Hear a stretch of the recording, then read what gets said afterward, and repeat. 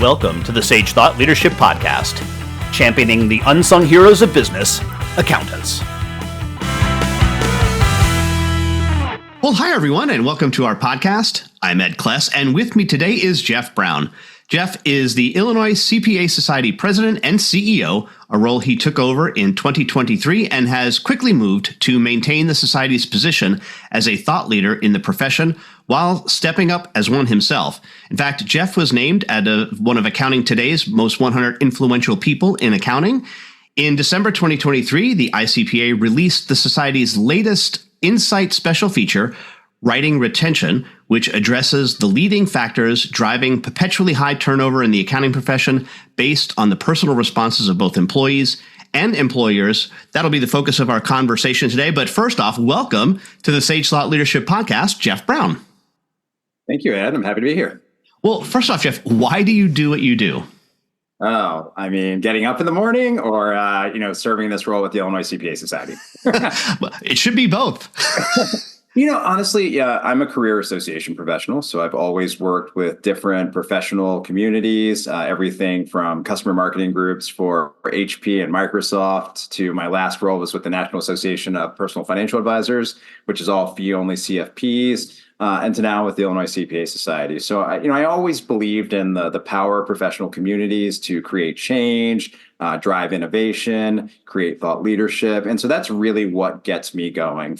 So back in 2023, when this opportunity presented itself, it was something that I couldn't say no to. The Illinois CPA Society has been a leader among state CPA societies, a leader in the profession. And so it was just a great professional opportunity, a great profession. And we have a tremendous team that has a lot of interest in seeing the profession grow and flourish. And so that's why I'm excited to be here. Well, let's talk a little bit about the Society's new Insight special feature called Writing Retention. What did you learn from that report? Oh my gosh, there was so much to dive into. I think the big thing for us was the fact that retention doesn't get talked about enough. So when I first started, I spent 60 days just meeting with firm managing partners, corporate finance leaders, and there was one consistent through line through all of those different experiences, and it was the fact of not only are we having trouble attracting talent, we're having trouble retaining talent. The attracting talent piece gets a lot of attention, so the retaining talent piece was just a natural fit for us to start a conversation in the profession, and so we're really excited about that. So, what are you hearing? What's the trouble? Yeah, so I think the big thing is, rising turnover is real. The model was never built on 100% retention, but the impact of the consistently high turnover can't be ignored any longer. So we're talking about things of, talent that's already in place, doing jobs that aren't consistent with the roles that they're in, losing interest in rising to higher levels within organizations. So if you're working in public accounting, people are losing interest in becoming partners. If you're working on the corporate finance side, it's people not, maintaining that sense of connectedness to their employers and being open to conversations about moving to other organizations. And then the other piece was just the cost associated with turnover. So when you think about the fact that replacing an employee, you're looking at a cost of 1.5 to 2 times their annual salary, not and let alone the lost morale and the lost knowledge that's going to be impacting the business. I think another piece, everybody always thinks that it comes down to money. Yes, money is important. So compensation is a high driver of people looking to move to other employment opportunities. But it really came down to not feeling valued, not feeling like anybody was really interested in the experience that they were having, things of that nature. Was that true for both folks who are in CPA firms as well as those that are in industry? That was consistent. Ask me what's important to me, ask me, how you can make a difference. And I think that would go a long way to really helping retain some of our best and brightest. Some of the other things that I think are important is just, not only do the people leaving feel the burnout, but the people that stay. If you leave and Derek and I are still here, we got to maintain what you're doing. So having less people to do those same roles, I think that's something that's important. Job hopping isn't something that we found through our research either. So it wasn't this notion of somebody jumping into a role, staying there for 9 months or 2 years, and then automatically looking for the new role. I think that is something that people, automatically latched onto. So what were some differences then perhaps between those folks that were leaving either the profession or leaving industry where you said there was commonality, but were there differences as well? Yeah, I mean, I think the career advancement opportunities and career pathing, I think that there were much more opportunities on the public accounting side versus being in corporate finance. I thought that was something that was pretty surprising. I think throughout all of this, the only segment that we found that wasn't affected by this whole turnover piece were finance and accounting professionals that work in the nonprofit sector. And I think that had something to do with the intrinsic value of working for a cause-related organization versus, being a cog in the public accounting or, general corporate finance machine. I think one of the things that I think is pretty important to remember is the fact that people are leaving their employers, but they're not necessarily quitting the profession, meaning that we're not losing people to reinventing themselves or, going to different segments altogether.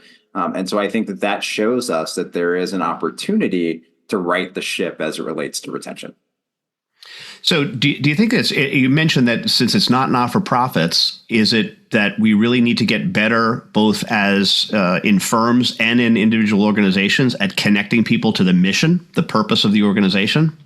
I think it's connecting the purpose. It's having the right underlying culture so that we have a relationship that is sticky and connected. I think that goes a long way in helping to retain people. I think it's really simple of asking the question, what do you value? Where do you see yourselves? Having clarity and transparency for individuals to understand their role, their path going forward.